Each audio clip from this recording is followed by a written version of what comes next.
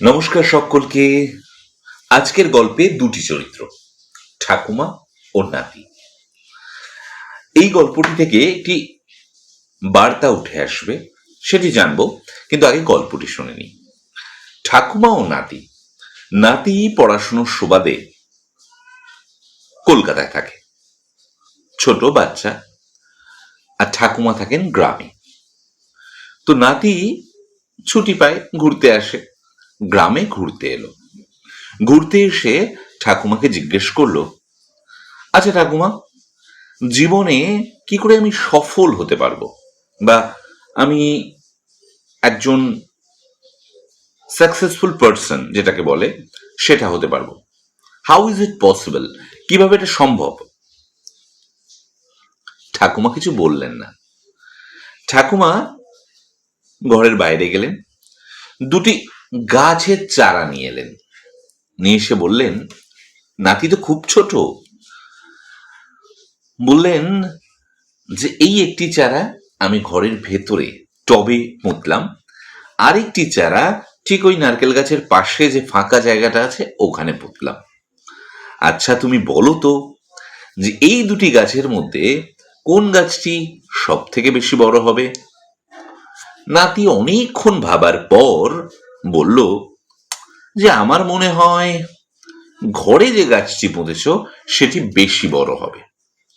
ঠাকুমা কারণ জিজ্ঞেস করলেন নাতির কাছে। নাতি বলল, ঘরের মধ্যে যে গাছটি আছে সে গাছটি ঝড় জল এগুলো থেকে রক্ষা পাবে। হঠাৎ করে ছাগল গরু এসে গাছটিকে মুড়িয়ে খেতে পারবে না, এবং সব সময় মানুষের আদর পাবে। কিন্তু বাইরের গাছটি তো তা পাবে না। ঠাকুমা বলল, আচ্ছা তোমার যুক্তি তো শুনলাম, এবার দেখা যাক। নাতি আবার শহরে চলে গেল। পড়াশোনার চাপে নাতি প্রায় 3-4 বছর গ্রামে আসতে পারেনি। 3-4 বছর পর নাতি যখন গ্রামে এলো, তখন নাতি একটু বড় হয়েছে, ঠাকুমার একটু বয়স বেড়েছে। ঠাকুমাকে বললো, ঠাকুমা ঘরে যে গাছটা পুঁতেছিলে সেটি বড় হয়েছে? ঠাকুমা ঘরে নিয়ে গেল, নিয়ে ব্যালকানিতে যে গাছটি ছিল সেটি দেখালো। নাতি দেখলো গাছটা বেশ বড় হয়েছে, টবে একেবারে বড় হয়েছে। নাতি খুব খুশি হলো।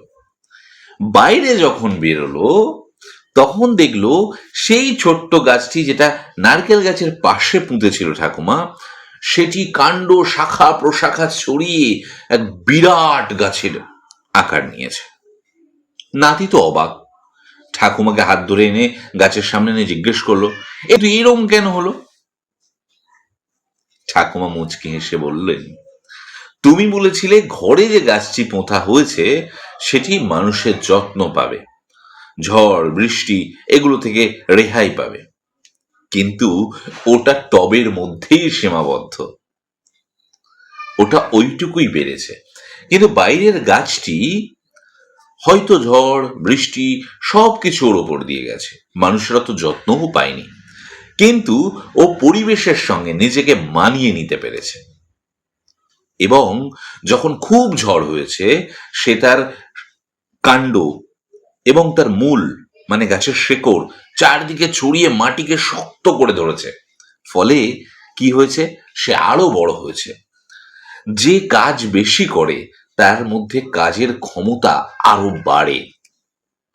এই কথা শুনে নাতি কিন্তু তার উত্তর পেয়ে গেল।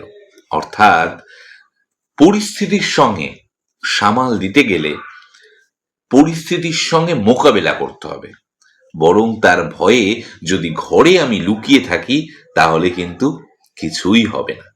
তাই সমস্যা আসবে, কিন্তু তাকে সমাধান করার চেষ্টা করতে হবে, এবং সঙ্গে সঙ্গে আরো একটা জিনিস করতে হবে, সেটা হলো পরিস্থিতির মোকাবেলা করার ক্ষমতা।